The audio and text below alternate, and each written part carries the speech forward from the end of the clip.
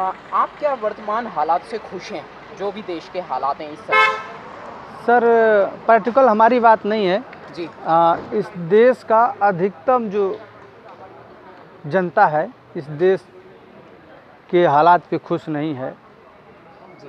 क्योंकि इस वर्तमान की जो सरकार है, सरकार की नीतियां हैं, जो सरकार को गवर्न कर रही हैं, चला रही हैं, उनके कुछ नीतियों से जनता त्रस्त है, परेशान है। चारों तरफ अत्याचार है, छिनैती है। इस देश में महिला सुरक्षित नहीं है, युवा बेरोजगार हो गए हैं, बेरोजगार की कमी से लोग आर्थिक विपन्नता की तरफ जा रहे हैं।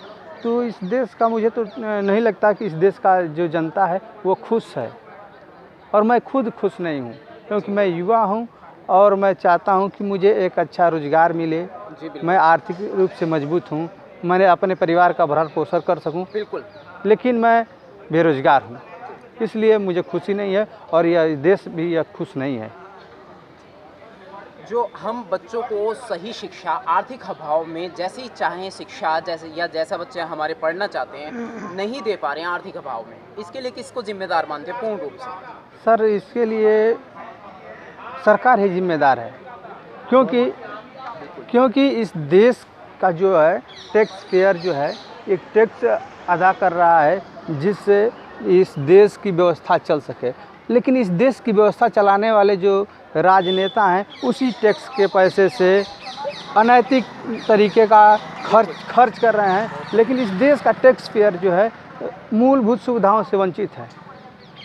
क्या गरीब, शोषित, बेबस, पीड़ित, वंचित समाज को आज़ादी के साथ में जीने का अधिकार है, इंसान को जीने का अधिकार है? जो मैंने एक नाम लिया है कि तिरस्कृत, वंचित, शोषित, पीड़ित व्यक्तित्व को खुलकर जीने का आज़ादी के साथ में अधिकार है आपकी राय में? देखिए सर, संविधान तो सभी को आज़ादी दे दिया है, लेकिन उसको संपूर्णतः लागू करने में हमारे देश के जितने भी सरकारें आए, उन्होंने अपनी इच्छा शक्ति नहीं दिखाई और उनको वो अधिकार नहीं मुहैया करा पाया है। इसलिए इस देश में जो सरकार चला चुके हैं राजनेता, अभी तक इस चीज़ को लागू नहीं करा पाए हैं। वो असफल रहे हैं और वो फेल रहे हैं। बिल्कुल। देखिए साथियों, इन्होंने बताया कि फंडामेंटल बेसिक्स राइट्स पर जो मूल अधिकार हैं कुल मिलाकर के, उन पर सरकारें हमारी फेल रही हैं अब तक। बिल्कुल, एक बहुत ही साधारण तरीके से हम इस बात को सोचें कि संविधान में सभी को बराबरी का जीने का अधिकार है, लेकिन बावजूद उसके कुछ लोगों को संविधान के नाम से ही मिर्च लगती है, लेकिन जबकि वो भी संविधान का हिस्सा और संविधान का लाभ ले रहे हैं। देखिए सर, इस देश में जब संविधान नहीं था तो एक व्यवस्था थी, उस व्यवस्था को मनुस्मृति के नाम से लोग जानते हैं, और मनुवाद व्यवस्था थी। उस व्यवस्था उनका ही संविधान था और उनका ही व्यवस्था थी। उसको वो कहते हैं विधि का विधान कहते हैं। तो उस व्यवस्था के तरह तो उनकी जो व्यवस्था थी तो उनको श्रेष्ठ मानती थी, उनको उच्च मानती थी। गरीब को जीने का अधिकार ही नहीं। हाँ सर, तो जब वो उच्च थे तो नीच कौन था भाई? जो आज संविधान की वजह से अधिकार पा रहे हैं वो लोग नीच थे। तो वह उनकी व्यवस्था थी, तो उनमें वो नीच अपने आप को उच्च मानते थे। उनके सारे अधिकार थे, उनके पढ़ने लिखने बोलने का, कुछ भी करने का, किसी पे हत्या कर देने का, किसी को रेप कर देने का, सारे राइट्स थे। लेकिन जब बाबा साहब ने मेहनत करके पढ़ लिख कर और जब जानकारी अपने यहाँ इकट्ठा कर ली और इस देश का जब कॉन्स्टिट्यूशन बनाया, तो हम कांशीराम साहब और बाबा साहब के विचारों को मानने वाले हैं। और ये जो भी समाज आज अधिकार पा रहा है इनके वजह से पा रहा है। तो संविधान जब बन के आया तो हम सबको बराबर का दर्जा मिला, और इस संविधान में जब हमको दर्जा मिला, हम थोड़ा बहुत प्रयास करके ऊपर उठने लगे। तो जो पहले से जो तथाकथित उच्च हैं उनको मिर्ची लगने लगी कि ये हमसे बराबरी कर रहा है। एक जो अछूत है, एक दलित है, आज अच्छे कपड़े पहन रहा है, अच्छा खाना खा रहा है, अच्छी गाड़ी में चल रहा है, घड़ी पहन रहा है, मोबाइल लेकर चल रहा है, राजनीति कर रहा है और महंगी यूनिवर्सिटियों में पढ़ने लगा है। तो इनको मिर्ची लगने लगी है कि इसीलिए वो संविधान का विरोध करते हैं। और इसी सरकार में, इस वर्तमान की बीजेपी सरकार के नाक के नीचे कुछ मनुवादी गुंडे संविधान को भी जलाते हैं, बाबा साहब के मुर्दे की बात भी करते मूर्तियों को भी हाँ खंडित करते हैं। तो ऐसे लोग हैं जो संविधान को नहीं मानते हैं और नकारते हैं, जबकि इसी संविधान की वजह से उनको भी सारे अधिकार मिलते हैं। बहुत बढ़िया, बहुत बढ़िया। मैं आपसे एक बात और पूछना चाहूँगा कि जो हमारा SC ST समाज है, यहाँ तक कि OBC भी, हालांकि OBC थोड़ा पावर में है, लेकिन उसका भी यही हाल है जो हमारा हाल है जी जी नेचर के मामले में, कि हम लोग सरल प्रवृत्ति से ताल्लुक़ रखते हैं। जी जी सरल और कर्मठता, सरलता और कर्मठता, ये दोनों हम में कूट के भरी हुई हैं। लेकिन जो हमारा विपक्ष है, हमारी तरफ से वो विपक्ष नहीं है, वो हमारा विपक्ष खुद ब खुद बना हुआ है।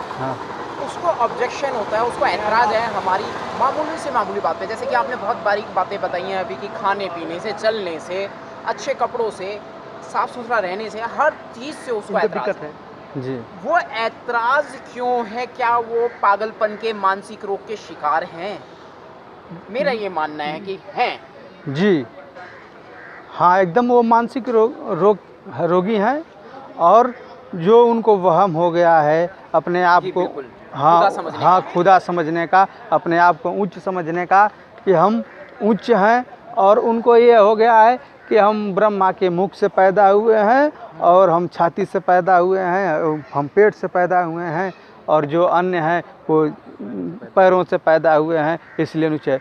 और सबसे बड़ी बात है कि सब एक जगह से आते हैं, एक ही रास्ता है, सबको एक ही प्रक्रिया से, क्योंकि हम भी हाँ उसके उत्तर किए। मैं माफ़ कीजिए, मैं आपकी बात को बीच में काट रहा हूँ, लेकिन मैं इस और लेके आना चाहता हूँ कि ये उन्होंने आर्थिक व्यवस्था को अपने कंट्रोल में ले लिया चारों ओर। जी जी। धर्म के नाम पे, भगवान के नाम पे, जाति धर्म के नाम पे, एजुकेशन के नाम पे, संविधान के नाम पे, हर चीज़ के नाम पे उन्होंने इकोनॉमिकल पावर को अपने कंट्रोल में ले लिया है, जिसकी वजह से हमको और हमारे लोगों को सिर्फ मेहनत मजदूरी ही करनी पड़ती है, और उसके अलावा हमारे पास कोई भी जीवन यापन का विकल्प नहीं जी। ऐसी स्थिति में जो आर्थिक व्यवस्था हमारी तहस नहस की गई है, मेरा शुरू में आपसे एक सवाल था जब वीडियो शुरू किया गया था, कि क्या हमें आर्थिक आज़ादी का अधिकार है? क्या हम आर्थिक संपन्न हैं? वो नहीं है, क्योंकि हम अपने बच्चों के लिए वो कम नहीं कर पाते जो हम चाहिए, जिसकी आवश्यकता है। देखिए सर, हाँ, वंचित हैं। कॉन्स्टिट्यूशनल राइट तो है कि हम अपने मर्जी कर पाएँ, लेकिन जो इस देश का जो तथाकथित उच्च अपने आप को मानने वाला है, वह पूरी पावर जो है, जो आर्थिक हो गया, राजनीतिक हो गया, धार्मिक हो गया है, अपने अंदर समेटे हुआ है। और हम क्या करें? अगर कंपनी में भी जाएं तो उन्हीं की कंपनी है, विद्यालय में पढ़ने जाएं तो उन्हीं का है, हाँ, उन्हीं के अनुसार काम करना पड़ता है। अगर खेती भी है, कृषक भी हैं, तो उन्हीं के खेत में जाकर मजदूरी करना है। जी बिल्कुल। हम तो एकदम हाशिए पे हैं, हम लोग सिर्फ कमेरा है, हम रोज कमाएंगे, रोज खाएंगे, हमारा ये है। हम उनके इशारे पे काम करते हैं, उनके इशारे पे। इस सरकार ने अगर जिस तरह प्राइवेट आज कर रही है, जो वर्तमान की बीजेपी जो सरकार है, जो सरकारी संपत्तियों में को प्राइवेट सेक्टर में दे रही है, उस आने वाले समय में इससे भी हम लोग हाथ धो जाएंगे, क्योंकि आरक्षण की वजह से हमको जो नौकरी मिलती थी सरकारी, हम उस कंपनी में, रेलवे में, एयरपोर्ट पे, बंदरगाह पर, तमाम जगह हम लोग जो है ऊर्जा क्षेत्र में जो बिजली का विभाग है, इसमें नौकरियां मिलती थी। लेकिन अगर ये भी अगर दे देगी, उन्हीं पूंजीपतियों के हाथ में हो जाएगा, और वो लोग फिर इस लोग अपने हिसाब से काम करेंगे, और हमको उस रोजगार से भी हाथ धो जाए, वंचित नौकर बना के रखने के लिए। हाँ, और के लिए जी, बन जाए हम दोबारा। शोषण तो उनकी प्रवृत्ति, अब भी हमारा शोषण तो बहुत हो रहा है जी। जैसा आपने कहा कि हम सिर्फ कमेरा ही हैं जी, मतलब हम उनके लिए कमाऊ साधन हाँ, है जी, इसके अलावा हम कुछ भी नहीं जी। हमारा व्यक्तिगत जीवन जो है बहुत ही सीमित है, सीमित अवस्थाओं में हमें रहना है। डेली सुबह उठकर एक टाइम पर एक फिक्स नियम है कि हमें डेली टाइम पर उठकर काम पर जाना है, शाम को आ जाना है, फिर खा पी के सो जाना है, फिर अगले दिन सुबह काम पर जाना है। परिवार का क्या हो रहा है हम जी जी। देखिए सर, यह तो लगभग हमारा जो है 99% समाज जो इसी ढर्रे पे जी रहा है, क्योंकि उसके सामने यह विकट स्थिति है। तो घर के लिए हाँ, अगर नहीं जाएगा तो उसका परिवार, उसका बच्चा रोटी पानी से वंचित हो जाएगा। और सबसे मनुष्य का सबसे पहला अगर कर्तव्य है और अपने परिवार का सबसे पहला भरण पोषण करे। उसके बाद टाइम मिलेगा तो समाज के लिए सोचेगा, फिर उसके बाद धर्म की बात करेगा। उबर नहीं पाता, इसलिए उबर ही समाज के लिए भी नहीं कुछ काम नहीं कर पाता है। हमारे और किन्हीं कारणों से हमारा जो समाज जो है, जो इस देश का जो बहुसंख्यक जो समाज है, SC ST OBC है, कहीं ना कहीं काम करते हुए, संघर्ष करते हुए अपनी रोजी रोटी की व्यवस्था भी कर ले रहा है, बढ़िया शिक्षा भी ले रहा है और समाज के लिए चल रहा है। तो इस देख रहे हैं लोग कि ये तो हमसे आगे जा रहा है, हमारा कंपटीशन कर रहा है। हाँ, हासिल हो रहा है। महानगरों में तो थोड़ी बहुत हालत हमारी फिर भी ठीक है, लेकिन जो हमारे जैसे बिहार में चले जाएं, हम राजस्थान में चले, अंदर गांवों में जाते हैं जहाँ शहरीकरण नहीं है, बहुत ही भयावह हालात हैं, बहुत ही दयनीय स्थिति है। मतलब कपड़ा, निवास, रहने की व्यवस्था और खाने पीने की व्यवस्था, ये सब चीज़ों से वंचित चल रहा है। बहुत बुरी हालात है, जहाँ 100-200 रुपये भी बहुत बड़ी बात है। हाँ। तो ऐसी स्थिति में मैं ये जानना चाहूँगा कि वहाँ हमारा विकास कब होगा। उड़ीसा में चले जाओ, मतलब अन्य कई गांवों में आप चले जाओ, भारत के प्रांतों में बहुत बुरा हाल है। देखिए सर, सच्चे मायने में इस समाज का जो शोषित वंचित समाज है, का मेरा समाज है, इसको अगर सरकार लाभ पहुंचाना चाहती है, जो मानवीय अधिकार भी है लोगों का कि वो भूखा ना सोए, वो नंगा न रहे, और ये सरकार की यह जिम्मेदारी भी है जी। क्योंकि इस देश का वो टैक्स पेयर है। अगर वो 1 रुपये का नमक भी खरीदता है तो सरकार उससे टैक्स लेती है, टैक्स लेती है। इसलिए इस सरकार की जिम्मेदारी है कि इस महंगाई से कितना खुश हैं आप सर? जब आए थे सत्ता में, लोगों को बहका के गोदी मीडिया के माध्यम से सत्ता में काबिज हो गए। कई मुद्दे ऐसे हैं जिनकी वजह से वो सत्ता में आ गए। सत्ता तो उन्होंने छीन ली किसी तरीके से, लेकिन मैं ये जानना चाह रहा हूँ, बीजेपी सत्ता में आ गई, ताकत में है, पावर में है, लेकिन जो उन्होंने वादे किए थे महंगाई को ख़त्म करने का, वो सब बड़ा है, घटा है, या वो अपने वादे भूल गए? मोदी सरकार इस देश का बंटाधार कर दी है, इस देश की आर्थिक व्यवस्था को रसातल में पहुंचा दी है। ये सब, हाँ, इस देश को एक फिर से एकदम जीरो पर वो लाकर खड़ा कर दी है, और फिर से इस देश को बनाने के लिए संघर्ष करना पड़ेगा, क्योंकि यह देश एक तरफ से आर्थिक व्यवस्था इसकी एकदम धराशायी हो गई है जी। बिल्कुल। और महंगाई तो चरम पे है जी। महंगाई जो चरम पे है, महंगाई सबसे बड़ी मार जनता के ऊपर पड़ रही है। देखिए, जब आए थे तो इन्होंने कहा था कि अब की बार मोदी सरकार बहुत हुई महंगाई की मार, अब की मोदी सरकार। तो इन्होंने क्या किया कि जो उस समय, अब खुद के बारे में क्या कहेंगे, 400 रुपये का जो सिलेंडर मिलता था, हाँ, आप देखिए 1000 रुपये पहुँचा दिया, 1000 रुपये पहुँचा दिया।